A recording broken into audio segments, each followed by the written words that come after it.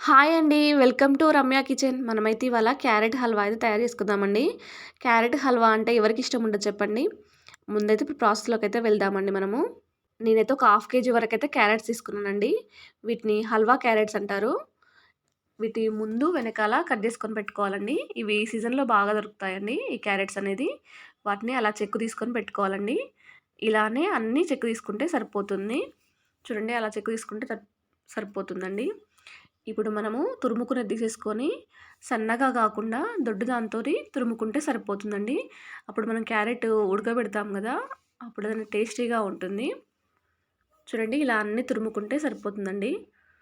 నాకు half KG ఇంత వచ్చిందండి, ఒక బౌల్ నిండిపోయింది. నేనైతే ఒక హాఫ్ లీటర్ వరకు పాలు తీసుకుంటున్నానండి. వీటిని సగం వరకు మగ్గించుకోవాలి. అప్పుడే క్యారెట్ హల్వా అనేది చాలా టేస్టీగా ఉంటుంది. ఇప్పుడు కడాయిలో 1 టేబుల్ స్పూన్ నెయ్యి వేసి ఇప్పుడు క్యారెట్ తురుమంతా అందులో వేసి ఒక 10 నిమిషాల పాటు ఫ్రై చేసుకోవాలండి. ఈ తురుము అనేది ఏమి మాడిపోదు.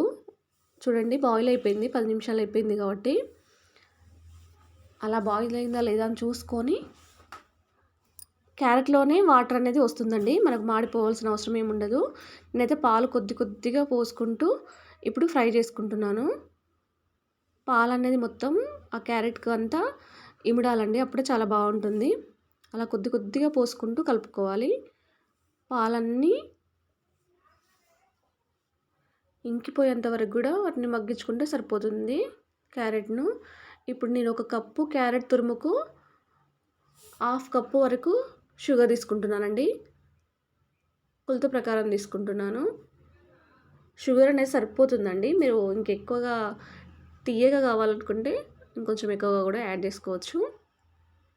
కొద్ది కొద్దిగా పోసుకుంటూ ఆ షుగర్ అనేది దానికి పట్టాలి బాగా.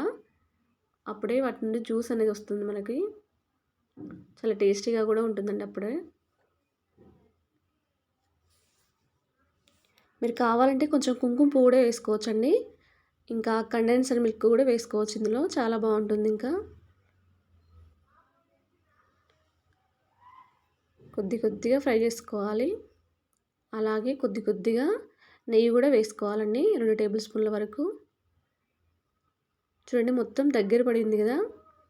దీంట్లో ఇప్పుడు నేను 1 టేబుల్ స్పూన్ వరకు ఇలాచి పౌడర్ వేసుకుంటున్నానండి.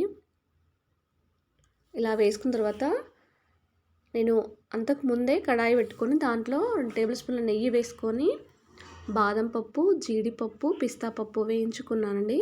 మీరు కావాలంటే కిస్మిస్లు కూడా వేయించుకోవచ్చు. ఇవి ఇప్పుడు ఇందులో వేసేద్దామండి మనము. వేసుకొని మొత్తం కలుపుకొని సర్వింగ్ బౌల్లోకి తీసేసుకుంటే క్యారెట్ హల్వా తయారైపోయింది. ఇది వేడివేడిగా తిన్నా చాలా బాగుంటుందండి క్యారెట్ హల్వా.